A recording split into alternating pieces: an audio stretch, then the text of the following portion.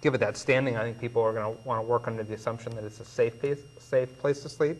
That takes an amazing amount of resources. Anyone who's gone through a planning process in this community, you have to do a full environmental impact report. That costs money. And then the question becomes, because we have eliminated $7 million and 70 jobs from the city of Santa Cruz in the last 7 years, which one of these homeless programs do you want to cut in order to pay for that? And I would argue that these are long-term, these are good solutions and then also long-term solutions, and that providing a safe sleeping zone is, while would be helpful, even if you can find a place and if you can provide all the facilities and safety elements, is not as effective as many of these programs. So I'm not willing to do it. Okay, thank you. I'm going to get to your question next. We do have another caller. This is Andrea in Santa Cruz. Welcome to the program. Hi, Louie. How you doing? It's nice to see you. It's interesting what everybody's saying, and I like what Kate Wells said because, whatever, I'm a veteran, and it's not a big deal, but, when I came to Santa Cruz and I was first here, I was homeless for about 8-9 months, and I was fortunate enough to get out to sleep, but, the street, but,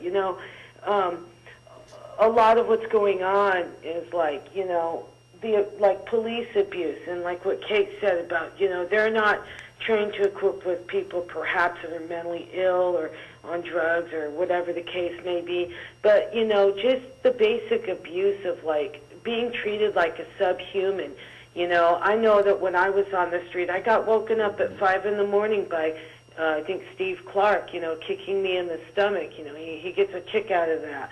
And I don't think that's cool, I don't think it's cool to be kicking people when they're already down. However, like Ryan said, it is a bigger problem. And, one suggestion that I think that really is one of the only things that might help is, for people, everybody's got to get to their computers, and maybe even people with, cameras and stuff that can go out and take pictures of some of these people, and really got to put the pressure on our other politicians. I mean, not just the county and not just the city council, but, our federal politicians. And, yeah, it's too bad because there could be a lot more money to help, these people, and like there are all kinds of people that wind up on the street for all kinds of reasons. And, one thing that really bothers me is the fact that the landlords can keep raising rents, and the rents are out of control. And I think everybody knows that. It's already been talked about. But, somehow everybody has to come together, and somehow we all have to work together, and we have to make this better. And, the police could just show a little bit more compassion. I know they have a difficult job, but, they don't need to treat people like subhumans and be taking they're confiscating their belongings and like throwing them away and whatnot. So that's all I wanted to say. Thanks. Right. Thank you so much for your call. And we're going to take one more here as we near the end. Nancy in Santa Cruz, welcome to the show. Yeah, good evening. Can you hear me? Yes. Hi. My question is the economic one. I would like to ask your panel how Santa Cruz ranks in terms of spending per capita on our estimated homeless population, comparable to other municipalities, and throughout the state and then also throughout the nation. Okay? Okay. I think that's for you. I think we're far and away above. I mean, you can look at some cities. Some cities are counties. The county of Los Angeles and the city of Los Angeles are one and the same. Same with San Francisco. So I don't think they're comparable because they're able to bring in those federal and state funds. And if you pick any city in a 100-mile radius or anywhere in California, I think you'd see only Berkeley and Santa Monica coming close. And I think per capita, we spend more. Okay. Kate, you have a comment. Yeah, I got that pregnant look on my face. I'd like to wax philosophic for just a moment about the entire issue here, and that is that, what's really discouraging for me is that there is an us and them mentality going on here. And if people would just understand, I think everyone understands that our rights are eroding. I'm not sure people understand how that's happening. And one of the ways it's happening is that government feels free to pass laws against unpopular groups.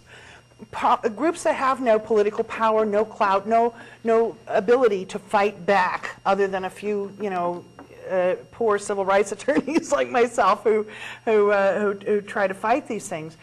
That the problem is that once the precedent is set in terms of case law, they're not going to limit that to just the homeless. That law can then be used against anybody. And maybe all of you out there who don't, think, oh, well, this doesn't really have anything to do with me. It does have to do with you.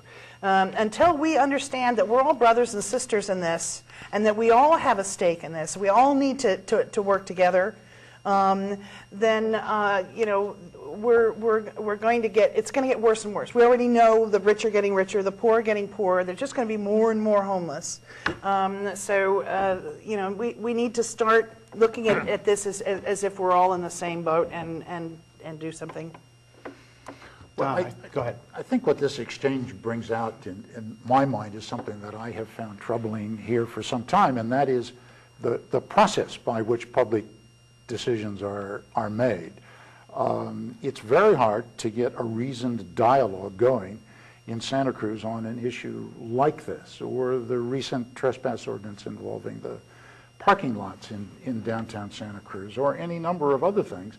And I think one of the reasons is because Santa Cruz, and Santa Cruz is by no means not alone here, adheres to the minimum requirements of the Brown Act as to notice and so on. It's interesting that the Brown Act, among other things, says the people in delegating authority do not give their public servants a right to decide what is good for the people to know and what is not good for them to know. The people insist on remaining informed so that they may retain control over the instruments they have created. If the city of Santa Cruz in its city council is going to take up a new criminal ordinance, whatever it may be, whether it involves homelessness or whether it involves trespassing in parking lots or whatever, typically the notice of that ordinance is going to be available to the public on a Friday afternoon on a matter that will be taken up by the city council on the following Tuesday. We're talking about a day and a half of business time, if you will. So anyone who wants to make any reasoned input in that has 2 or 3 minutes, typically ignored before the city council.